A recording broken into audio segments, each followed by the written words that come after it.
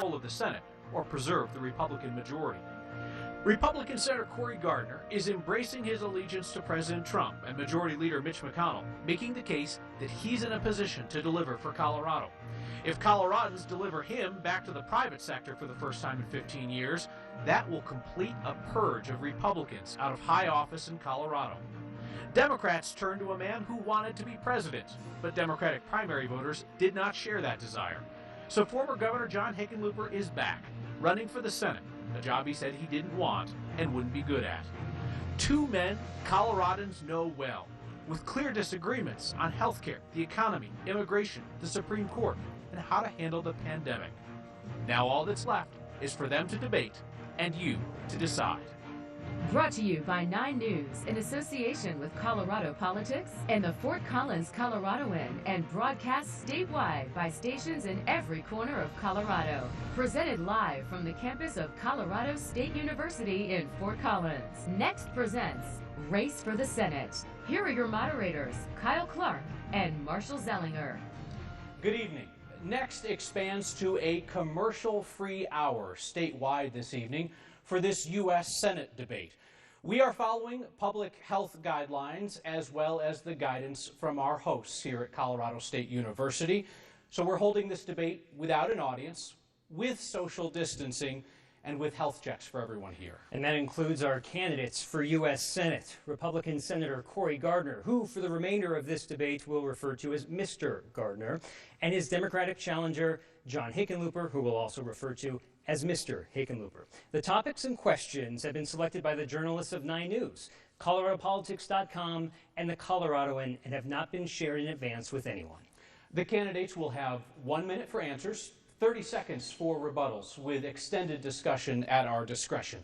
You, as voters, deserve a debate filled with clear answers to clear questions, and for the candidates to have an opportunity to speak without interrupting one another. We'll also have at least one opportunity this evening for the candidates to pose direct questions to one another. So let's get started. Colorado's COVID-19 hospitalizations are at their highest point since the initial wave of the pandemic here back in the spring. Our test positivity rate just today hit 5%. That's a warning to public health experts. The same question to both of you to begin tonight. What is the single most important thing that we could do to improve our pandemic response, and what or who is standing in the way? Mr. Gardner. Well, thank you, Kyle. Thank you to Channel 9 News, and thanks to Colorado State University. It's great to be back on campus as a Colorado State University graduate. Great to be here, and to all of the other sponsors of this event. A couple things we have to do. Number one, we must pass a relief package out of the United States Congress that follows up on the relief packages that we've already passed. This package would include support for people with unemployment benefits, additional dollars for vaccines, dollars for child care, dollars for education, the help for small businesses, allowing Paycheck Protection Program dollars to be back into the hands of businesses to keep their doors open, to make sure that we have a second draw on the loan. Those are the kind of things that we need to be pursuing. We also need to make sure that we're following social distancing, our guidances, and making sure that people are practicing good hygiene, including wearing a mask. But I will say this and start this evening off with what John Hickenlooper would have done in the United States Senate had he been there. He would have voted against the very bill that I described. Why? Because he said he would.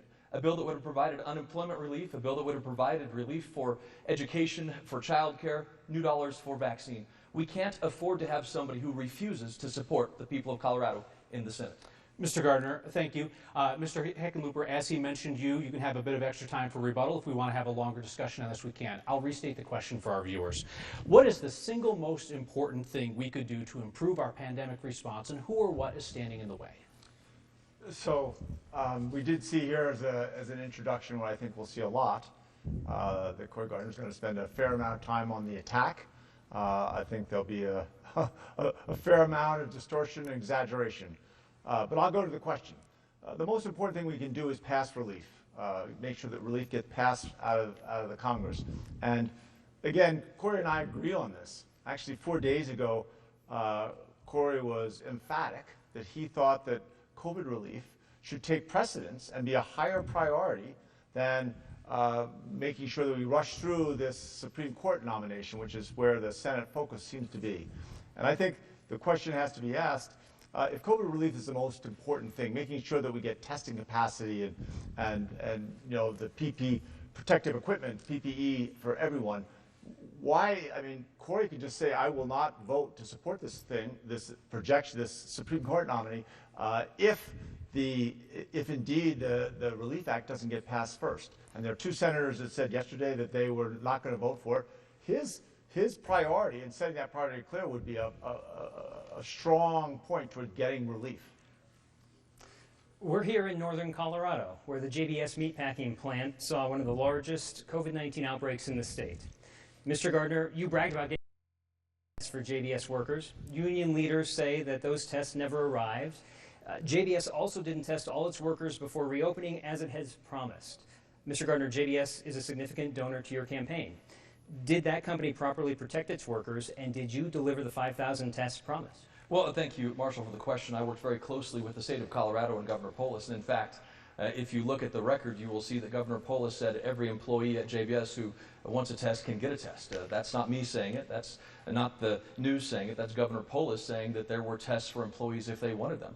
We have to make sure that we're protecting employees. We have to make sure that we have personal protective equipment for our employees, whether they're working at a restaurant, whether they're working at a meatpacking plant. We also have to recognize the challenges that our food supply system went through when we had the initial stages of the pandemic hit. Our workers at JBS were heroes, and that's why I worked closely with the governor to make sure that we had those tests that they needed to make sure that we had them. And so we need to continue that effort to provide a secure food chain, to provide secure food supplies for our country. But when Governor Hickenlooper was in office, he had a chance to get the personal protective equipment that we needed for the state. And yet he refused to provide the personal protective equipment stockpile that could have protected us. Before I allow a rebuttal from Mr. Hickenlooper, did the 5,000 tests arrive and the union is lying, or well, you would have to again check with the governor. The governor said that they got all the tests that they needed for every employee if every employee wanted one. Mr. Hickenlooper, you were name-checked in this. Did you fail Colorado by not having proper PPE years earlier? No, that's ridiculous. Governor Polis has done a remarkable job, and I think we should recognize that his efforts have been superlative. I talked to a number of the workers at JBS, and they are emphatic that they did not get testing capacity, that they were asked and then forced to go back to work without having that knowledge of who's infected and who isn't. And I think that's a question of willful negligence, that we asked them to go back and protect our source of food without giving them the protections that any of us would expect. May I respond? You may. Well, thank you. And again, what you heard from a former governor is that he takes no responsibility for failing to prepare Colorado for a pandemic. We actually have a state audit that shows while he was governor, they failed to prepare the state of Colorado for a pandemic. Communications problems still exist today, the same communications problems that he had when he was governor. And so I don't think you can pass the buck. We don't need somebody in Washington, D.C. who thinks it's about himself, refuses to take responsibility, and won't do the job for Colorado. He won't do it here. He certainly won't do it in Washington. Mr. Gardner, thank you. Mr. Hickenlooper, a question for you as we continue our discussion about the best way to get COVID relief to the people who need it. Democrats in Congress have loaded up some of these COVID relief bills and economic stimulus bills with a bunch of goodies for political allies of theirs. Whether or not you agree with that approach, it's tough to say that that hasn't slowed things down. For the sake of speed alone, should Democrats in Congress quit doing that? I think what we need to get into Washington is this ability to actually negotiate. What's been, to me, most frustrating is we haven't seen any willingness on the Republican or the Democratic side to sit down and actually roll up their sleeves and find where do we agree, where do we disagree, and begin looking at it. We've gone 6 months now since we've had any relief, and people that stopped getting their unemployment insurance in July, their rent protections have gone by, they don't have health care in many cases. This has gone on long enough, and yet one side or the other continue to say, oh no, it's their fault, and they're pointing fingers. This is the status quo. This is what I want to go to Washington and change, because we need negotiation. We need people to sit down and work out what the differences are. Again, Cory said 4 days ago in our debate that he would place a priority on this. If he stood up and said, I'm not going to vote for justice until we get relief, then we'd get relief, then we'd get negotiation. That's what we need to move forward. The time has expired, but I didn't hear an answer to the question, so I'll ask again. I know you say both sides need to negotiate. I asked you about your side, the side that you might have some influence with. Do you think that Democrats should stop loading up these economic and COVID bills with goodies to get them through faster? Yes, certainly if I was in Washington, Okay. I would do everything I can to make sure that there was an efficient process to get, a lean bill to put forward. Okay, thank you very much. A few times tonight, you're going to hear us. Can I respond to that if you don't mind? I think we're going to move on and talk about the associated issue of healthcare now. If you really want to return to a topic, we can do that in Q&A. Great, thank you. A few times tonight, you're going to hear us reference disparity in Colorado, and that's a project that we have at 9 News that's studying the impact of racial disparities in our state, and one of them is healthcare.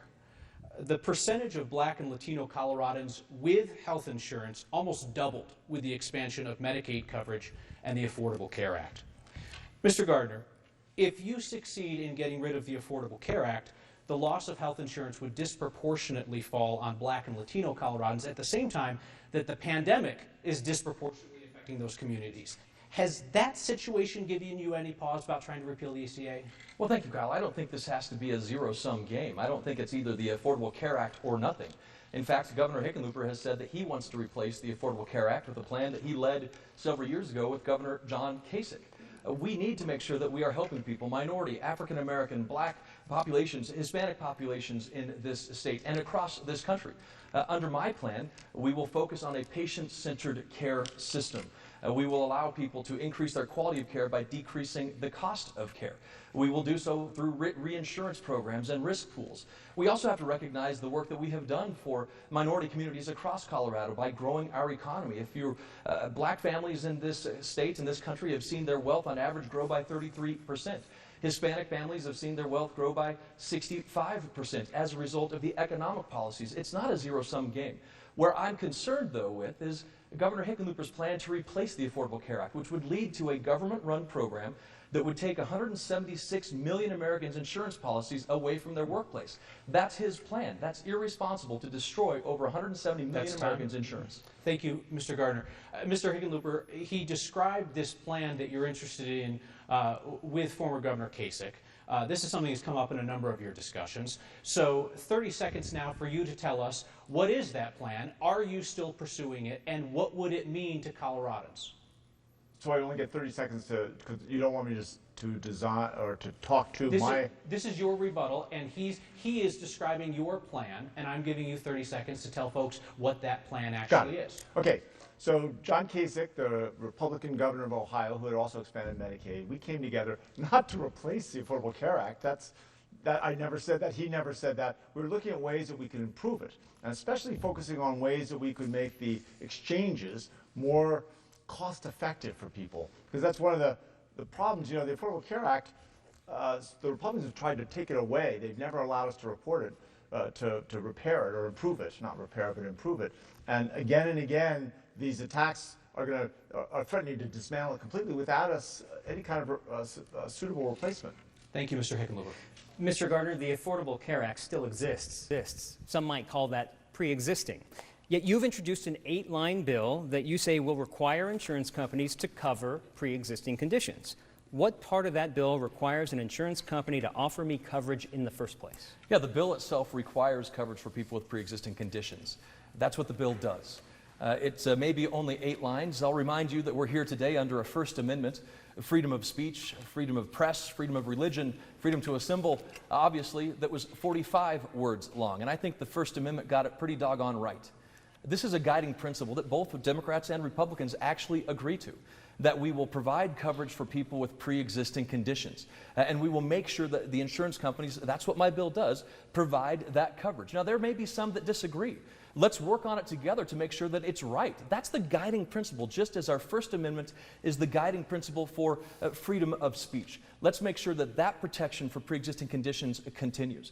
What you heard Governor Hickenlooper say, though, is now he is saying he didn't want to replace the Affordable Care Act, but he is on record saying he wants to go to a government-run healthcare system.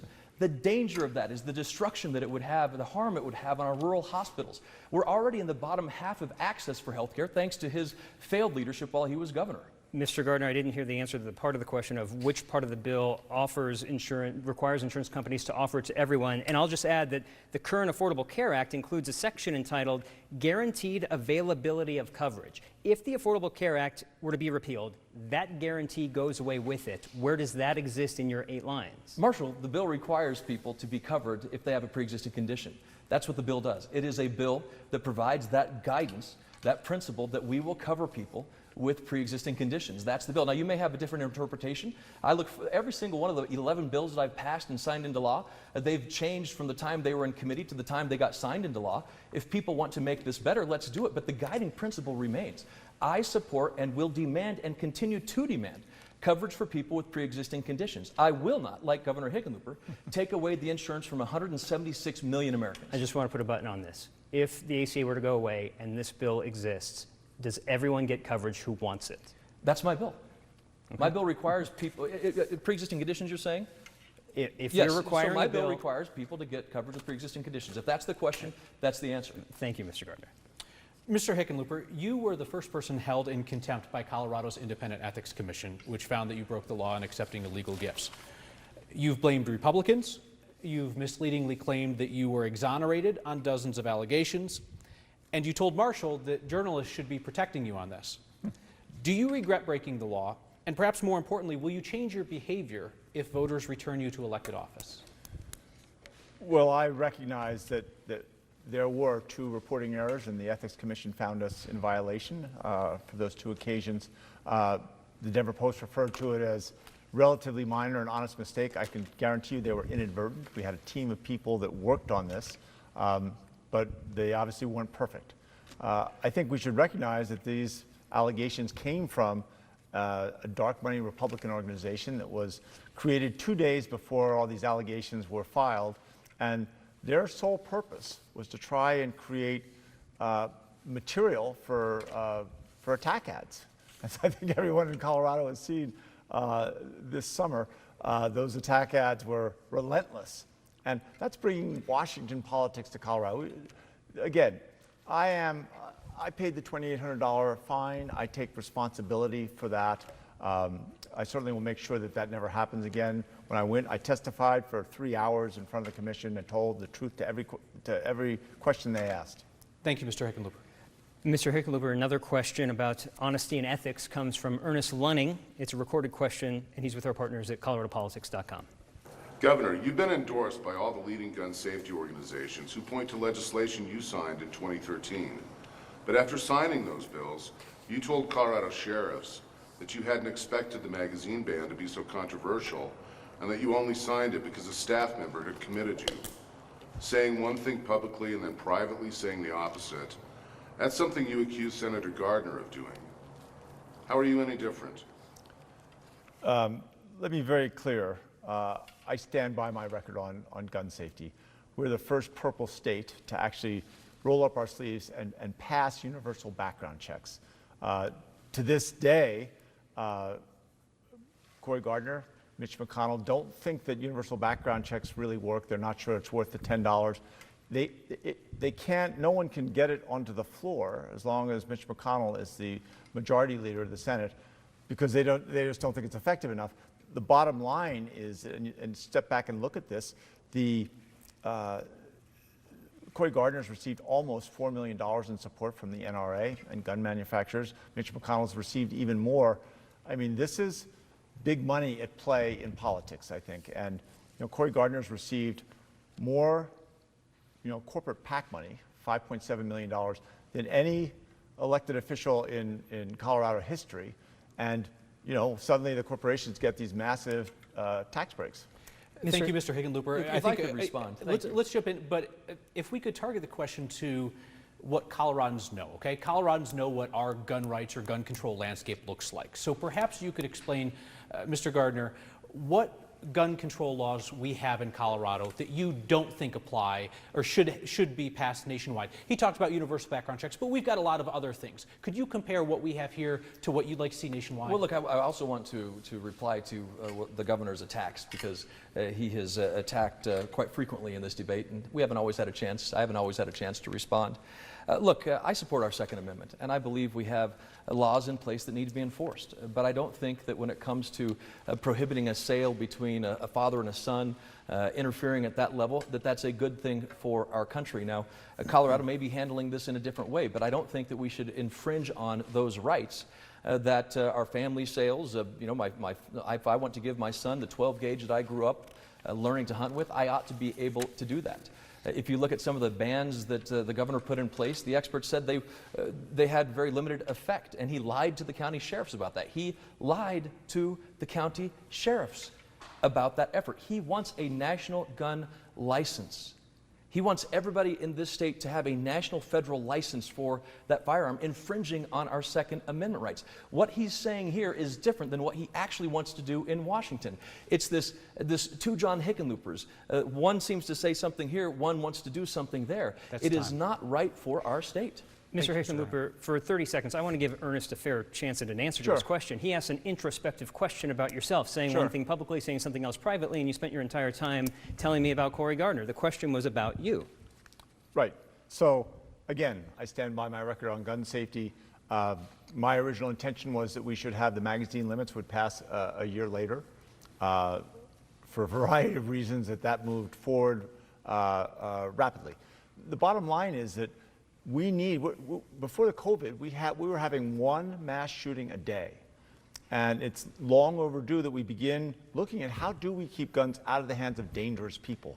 And universal background checks is an obvious way of doing that, making sure that we don't have high capacity magazines available to whenever and whoever wants them is an equal challenge. I have to say a 9 News investigation has found that they're still widely available high-capacity magazines. So that talking point we have proven hasn't changed what exists in Colorado. But if I can be, I'm not trying to be argumentative, oftentimes when laws are passed, it takes a while. It takes years sometimes before they become the norm. They become part of culture. But if you don't pass the laws, if you don't set requirements that everyone who's going to buy a gun should give their driver's license, should be able to find out whether they, I mean, we found when we looked at the background checks for 2012, there were 138 people who'd been convicted of homicide in Colorado. They tried to buy a gun and we stopped them. Thank you, Mr. We're going to have time for we're going to have time back and forth. Because I think it's important. Look, Governor. Mr. Gardner, we're going to have time to talk back and forth in a moment. Okay. We're going to shift now to Justice Ruth Bader Ginsburg, who died 46 days before Election Day. 4 years ago, Justice Antonin Scalia died 269 days before the election. And 4 years ago, you said, quote, "Our next election is too soon and the stakes are too high. The American people deserve a role in this process." Now you're okay with a vote on the nominee. My question is not about the Supreme Court. Why should anyone trust that you'll stand by anything you're telling us tonight? Well, thank you, because in 2016, when this occurred, I was expressing the Senate's ability to follow its requirement of advise and consent under the Constitution and to follow the precedent at the time, which was laid out by then Vice President Joe Biden during his time in the U.S. Senate. Today, we're following the precedent laid out since the late 1800s and continuing to adhere to the advise and consent of the United States Constitution. The Constitution very clearly allows a president to nominate, to the Senate to provide that advice and consent. We did not provide that consent in 2016 based on the precedent. As we have the nominations and the hearings today, we'll move forward.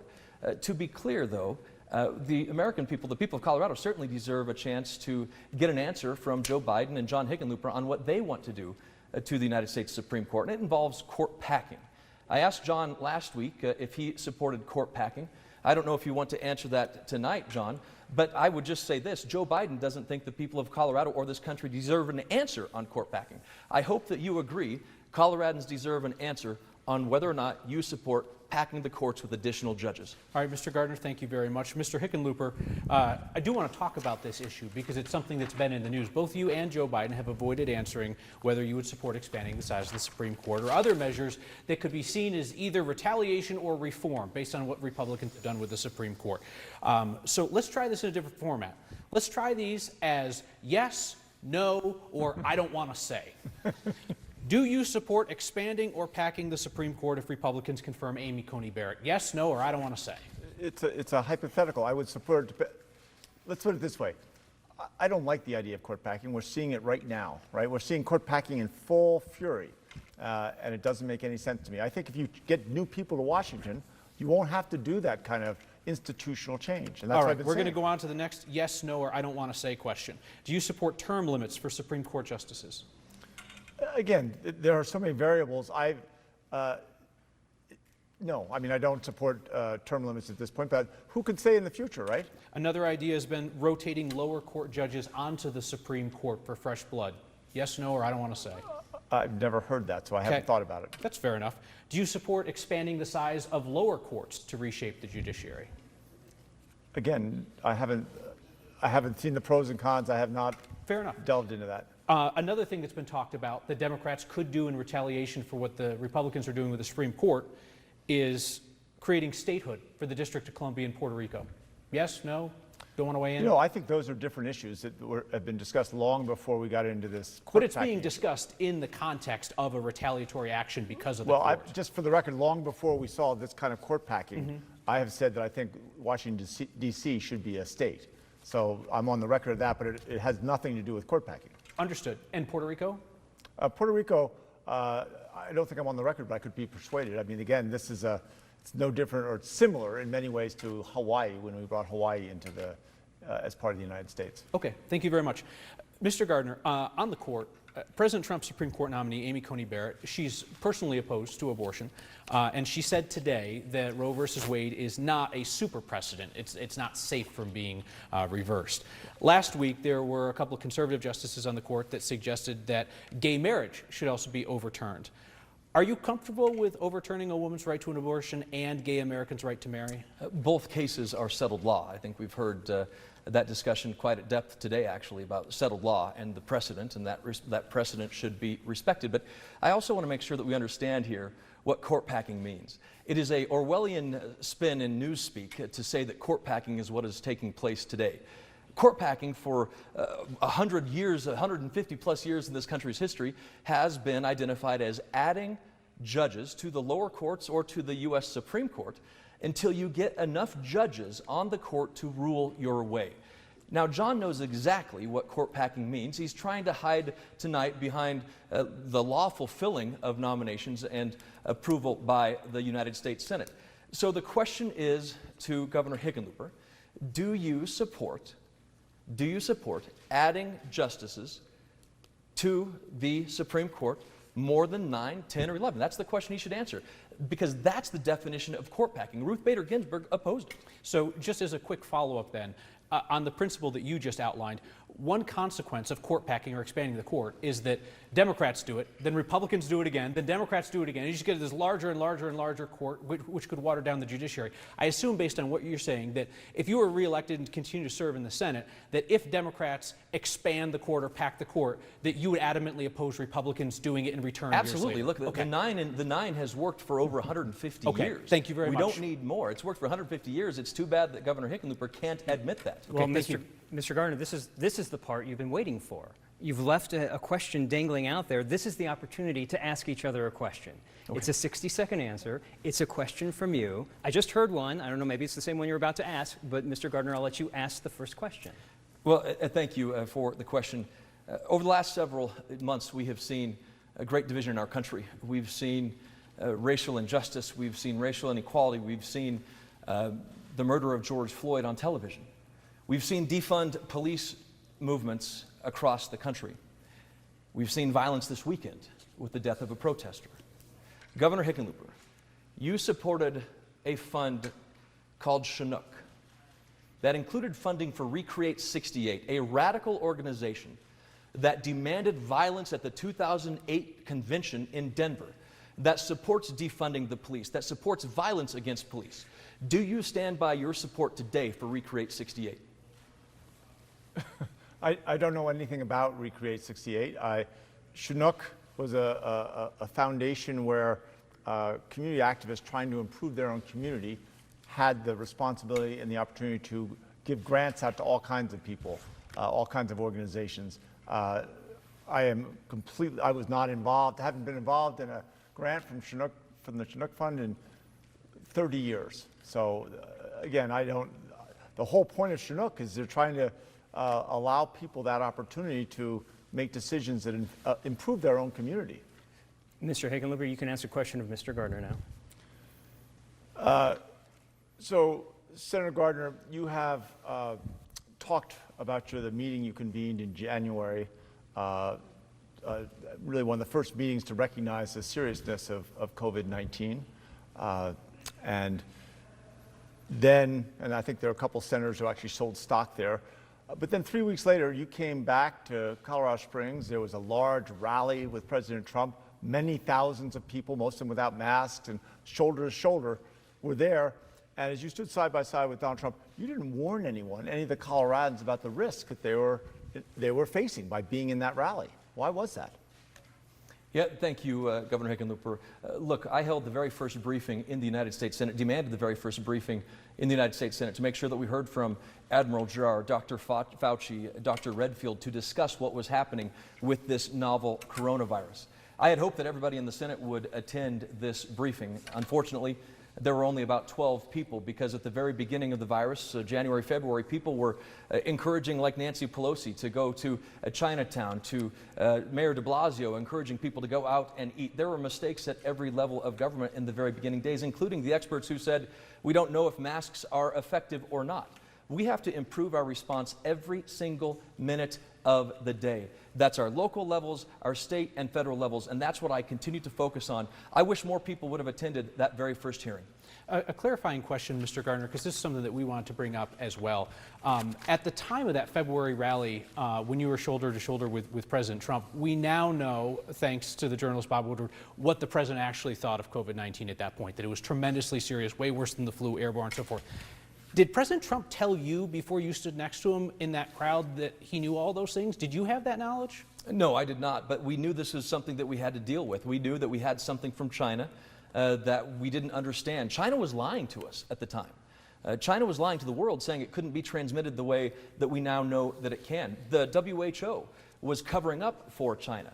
And so, look, we have to make sure that we don't follow the same mistakes that Nancy Pelosi made inviting people to Chinatown, or Mayor de Blasio inviting people to go out to dinner. But I also think it's important that we stand up to places like China. Governor Hickenlooper just last week said that China is not a problem. China isn't a bad country. That's, yet they that's gave time us there. To the clarify, I coronavirus. wasn't asking you about China or Nancy Pelosi or anybody else. I was asking you whether you wish the president had leaned over and told you what he knew, which was, this is really bad, way worse than I'm saying, and here we are with a crowd of however many tens of thousands of people. Look, I don't know what he knew or didn't know. I certainly wish that we would have had all of the information at the very beginning of this. The World Health Organization, China, what they were lying about. Look, I think if you look at what Nancy Pelosi, I bring that up because Nancy Pelosi was saying at the beginning of this, let's go out to Chinatown, Mayor de Blasio, let's go out to dinner. So I'm just saying that there was a lot of mistakes early on throughout this entire, on all sides of this. Okay, thank you. We got the question to each other out of the system. That's good.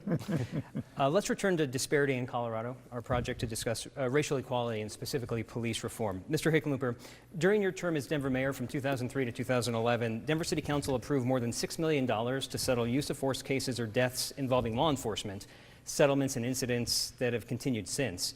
How will you be able to reform these problems as a senator when you weren't as mayor and even governor? So I look at the progress we made when Paul Childs was shot. Before I was even inaugurated as a mayor, we began police reform. We worked with the Black Ministerial Alliance, and we created some of the first major reforms: Civilian Oversight Commission, an Office of the Independent Monitor to investigate claims of misconduct by the police. And we began trying to hold police officers accountable. I think what's remarkable is that Colorado, our General Assembly this past year, actually on a bipartisan level, passed legislation that is a model for what we should be able to do nationally. They banned chokeholds, they banned no-knock warrants, they required police officers to keep their cameras on, they held police officers accountable for their actions, they passed limitations on qualitative immunity. This is the type of reforms that need to go to Washington, instead of what we've seen so far in Washington has just been suggestions without any real teeth. Thank you, Mr. Hickenlooper. Mr. Gardner, how do you believe systemic racism affects Coloradans, and what have you done about it? Well, look, I believe that this country is inherently good.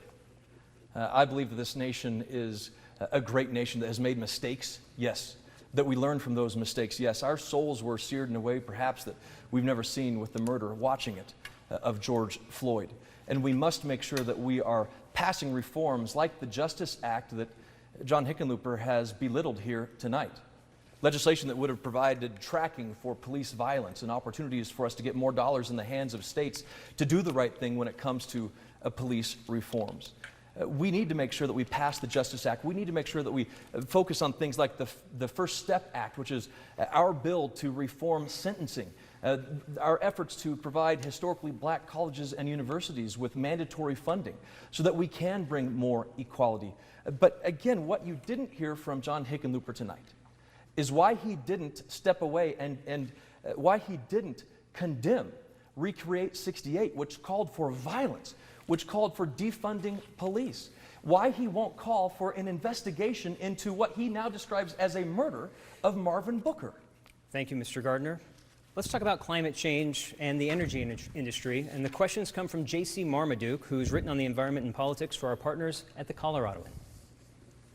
Mr. Gardner, first for you. We're continuing to see impacts of climate change play out in Colorado in the form of devastating wildfires, record heat, and intensifying drought. You portrayed yourself as an environmental advocate in recent campaign ads, but over the last 3 years, you voted to roll back limits on greenhouse gas emissions from the fossil fuel industry and confirm former fossil fuel lobbyists as leaders of the EPA and the Department of the Interior. Why have you voted against climate action, even as climate change continues to take a toll on your state? Well, thank you, JC. Thank you for the question. If you look at those commercials that are running on TV, they talk about the Great American Outdoors Act. This is the most important conservation legislation that has passed the United States Senate in over 50 years. It will create thousands of jobs right here in Colorado. It's the biggest infusion of money into our public lands in the history of our country. The Natural Resources Defense Council has said of that legislation that it addresses two pressing issues of our time. One, climate change, and two, biodiversity. That bill that just got signed into law addresses climate change. I've also passed a nearly 50% increase in funding of the National Renewable Energy Laboratory right here in Colorado to focus on efforts to address climate change, to reduce emissions.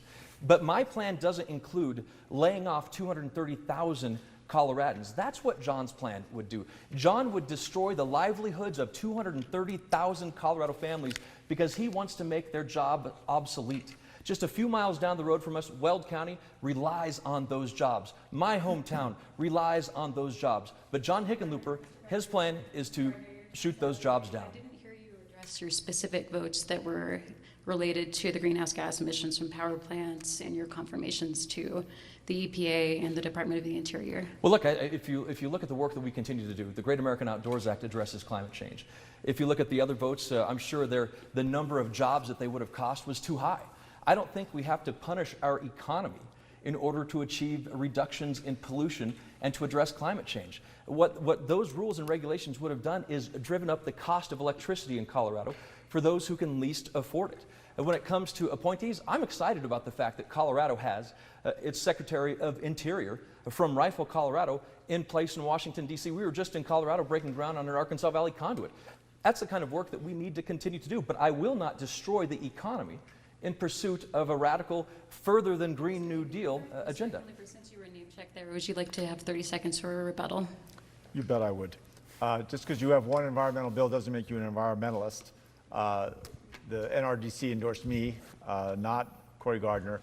I think we should recognize that he has voted to roll back clean air and clean water protections. He voted to put a coal lobbyist in charge of the EPA, and we're replacing 2 coal-fired electrical plants with wind, solar, and batteries, and the monthly electric bill is going to go down. And that's what the future is we're going to transition to a clean energy economy. It's going to make 6 times more jobs than are going to be lost. Are those jobs going to be replaced in Craig that were lost as a result of those closures? All right, I've got a specific question for Mr. Hickenlooper on your oil and gas record. You supported the industry during your tenure as governor, and you even drank fracking fluid at one point to prove that it was safe. Now you're pushing for 100% renewable electricity. Why did you change your stance on oil and gas drilling, and why should people who care about climate change trust that you'll follow through on your platform? Well, let's be very clear.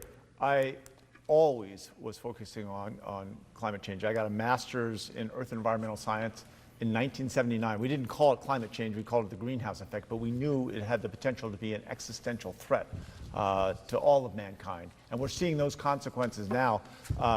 What we did in Colorado, we were the first state to hold the oil and gas industry accountable and to create methane regulations, which, you know, methane when it's vented is 80 times more harmful to climate than CO2. And yet those methane regulations were rolled out by Canada as national policy. They were rolled out by the United States as national policy until, of course, President Trump came in and with the support of Cory Gardner, they got rid of our methane regulations. Not only that, they rolled back the limitations on emissions from vehicles, you know, from coal generation. All these things, all these plants, all these emissions are now going unchecked. If I could respond, actually the court just struck down those methane regulations. The methane regulations still stand in Colorado. He may have drank the fracking fluid, but he's also drank the Kool-Aid now. The fact is, he himself said he wanted to go further than the Green New Deal. Make no mistake about it, what that means for Colorado. If you work in oil and gas, he wants you gone from your job. If you work in the coal mines around Craig, Colorado, he wants you gone from those jobs.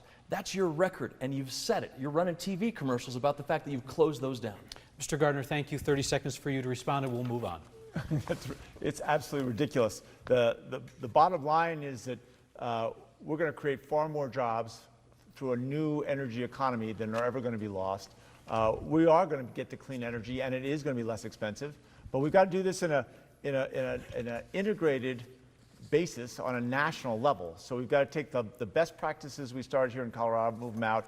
Again, Cory Gardner has voted again and again to roll back the protections for clean air, clean water. He didn't just go neutral on climate change. He actually took us in the wrong direction. Thank you, Mr. Hickenlooper. Mr. Gardner, your signature promise when you were running for the Senate was, quote, "When my party is wrong, I'll say it."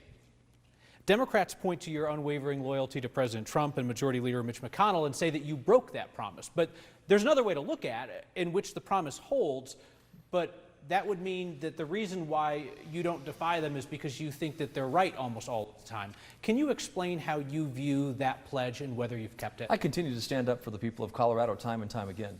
I continue to fight for those jobs in Colorado that John Hickenlooper wants to destroy.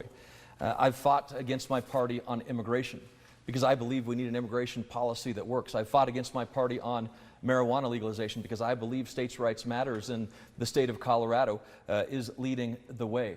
I fought against my party when it comes to conservation. It's why we convinced the president to change his mind on permanent funding of the Land and Water Conservation Fund. I have passed 11 bills into law. I'm the third most bipartisan member of the United States Senate for a reason, because I believe if you build in that support with Republicans and Democrats, you can get things done. Now, I'm sure that not every Democrat in the state, including John Hickenlooper, is happy with my record, probably because Gardner ends in R. But the fact is, we have been able to get things done for the state, supporting the people of Colorado 100% of the time. Things like moving the Bureau of Land Management to Colorado. I will continue to fight for this state. Mr. Hickenlooper, you've been the boss in previous elected roles and in the private sector. That's one of the reasons you gave for not wanting to be a senator and saying you wouldn't be good at it. You're asking voters to pick you for a job 6 years guaranteed. That's a long time to be testing out whether or not it's something you'd be good at. What was the last job you had where you weren't the boss, and were you any good at it? So the last job I had was the boss. I was a geologist back in the early 1980s.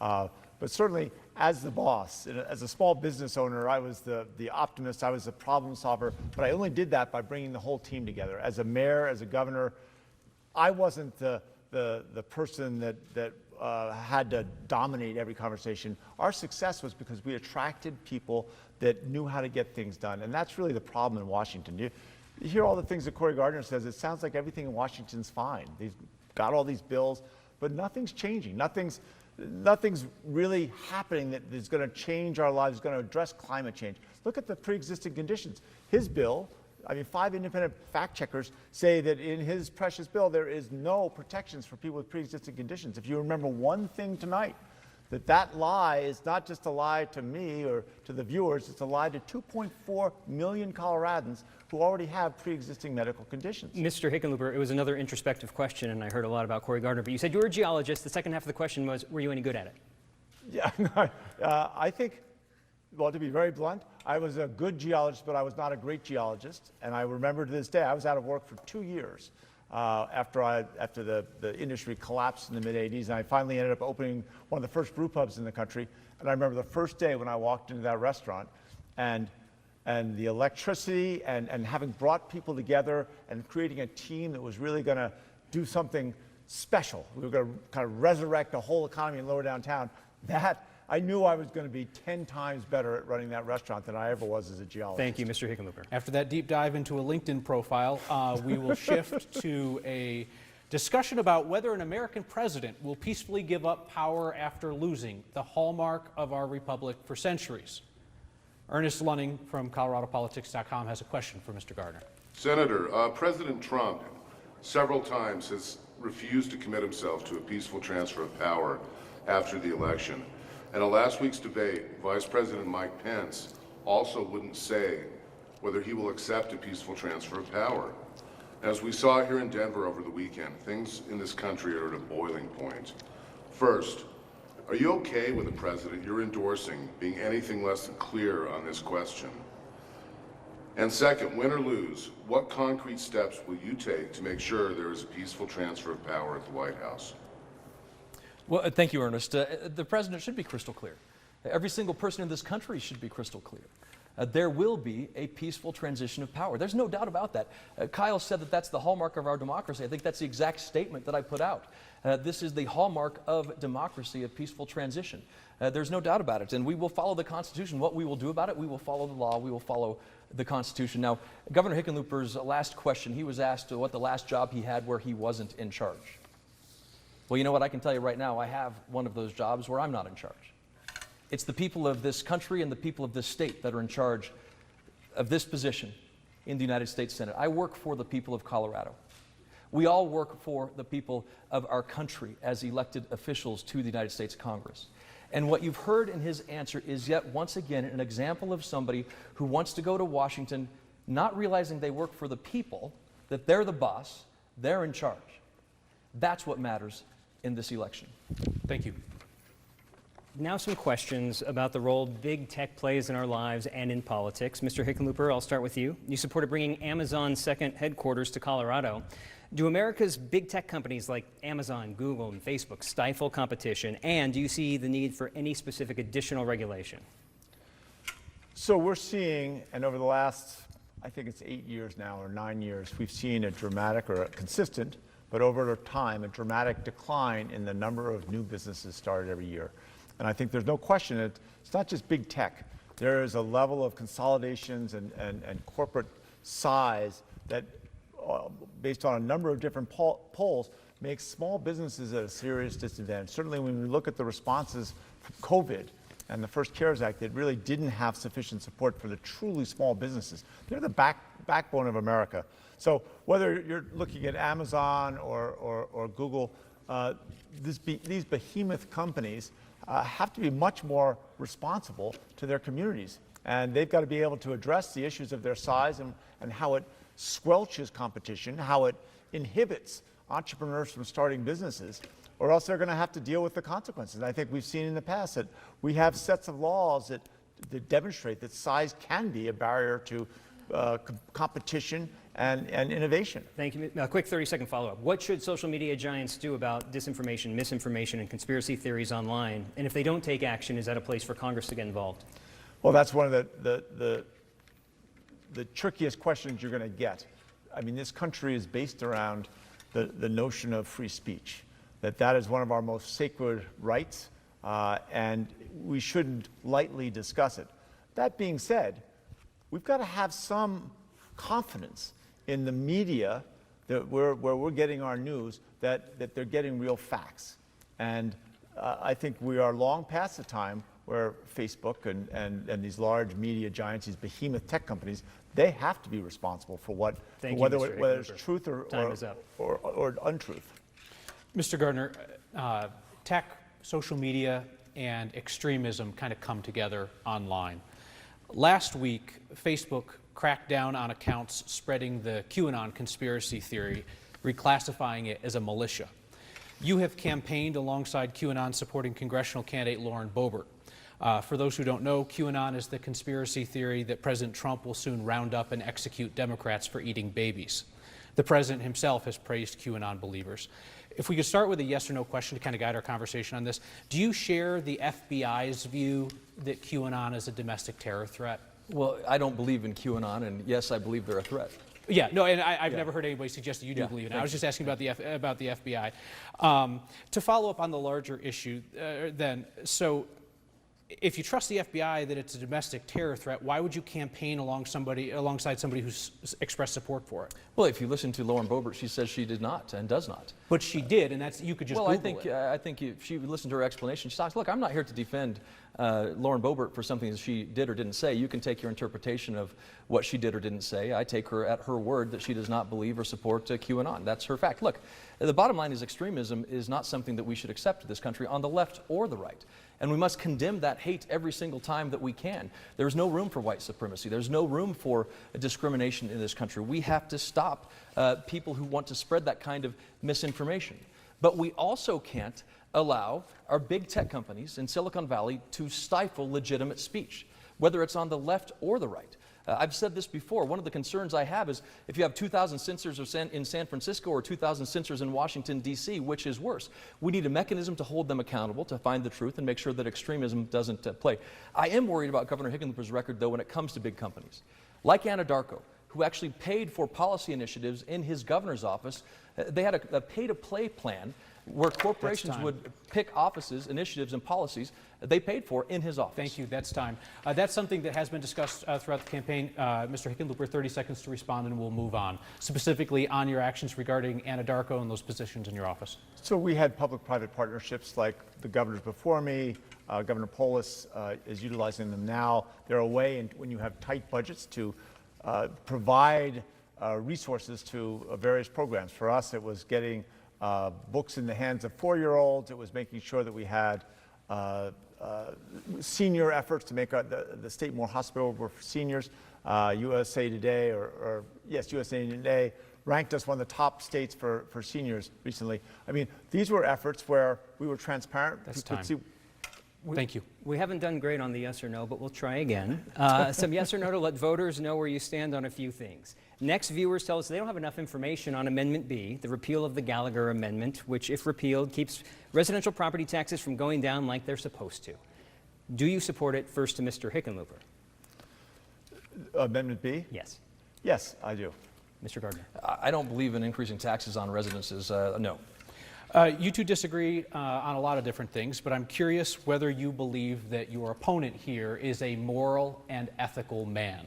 Mr. Gardner, do you believe that of Mr. Hickenlooper? Well, thank you. I have grave concern with Governor Hickenlooper. It's a yes or no question, sir.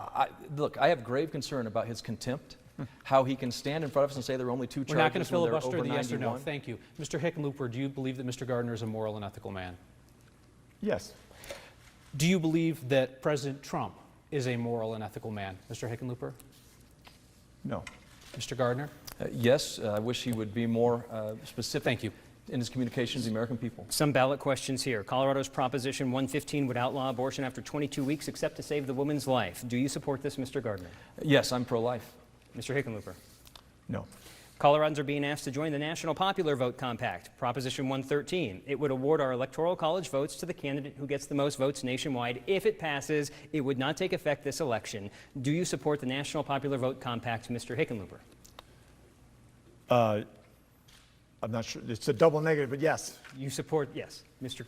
Gardner. The question was, do I support the national popular vote? Would you vote yes or no on Proposition 113?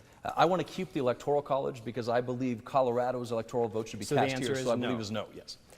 Proposition 118 would create a paid family and medical leave program that would provide 12 weeks of paid time off for family and medical reasons through a payroll tax paid half by employees, half by employers. Mr. Gardner, do you support that? I'm still trying to figure out the impact on businesses, small businesses in particular. Mr. Hickenlooper? Yeah, I support it. We're the only industrialized country that doesn't have paid family leave. Thank you both.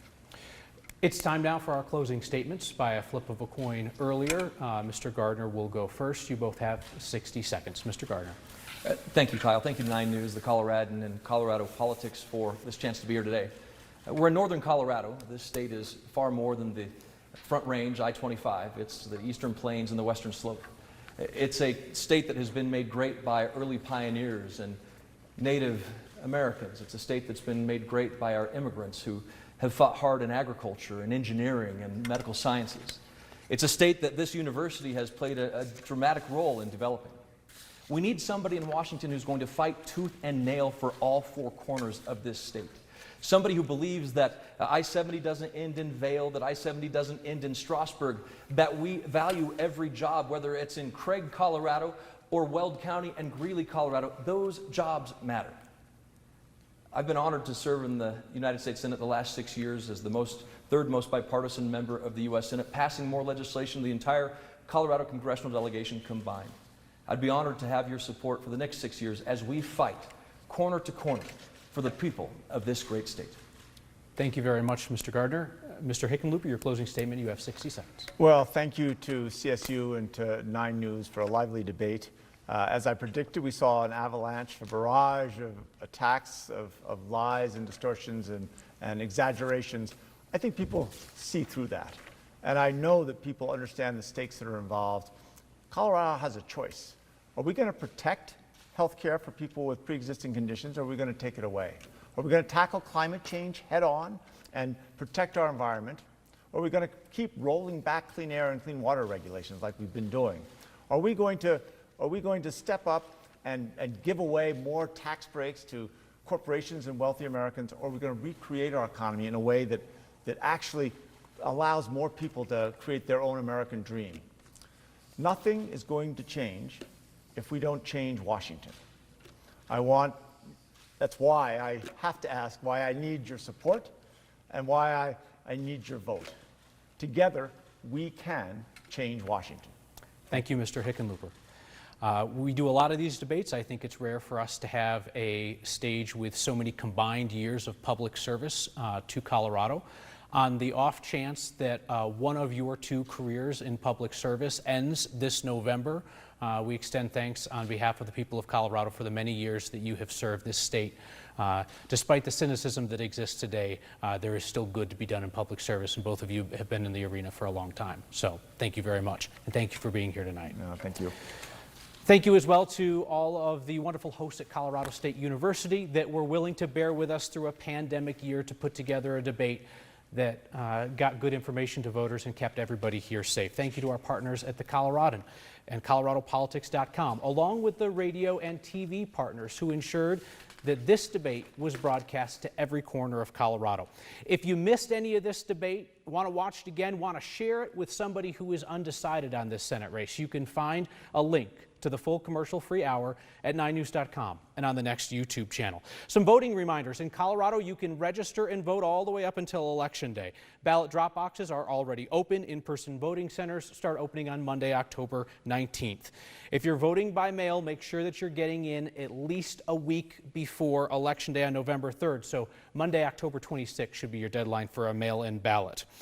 The 9 News Voter Guide can be found on 9news.com. Details on the voting process, races of interest. Marshall Zellinger, the smartest man I know, breaks down all of the ballot issues if you want to sort through the all-caps language. And you can join us weeknights at 6 o'clock on Next as we go through the ballot page by page together and then all drop it off together. Thanks for joining us for Next Presents, the race for the Senate. For Marshall Zellinger and everyone at 9 News, I'm Kyle Clark. Good night.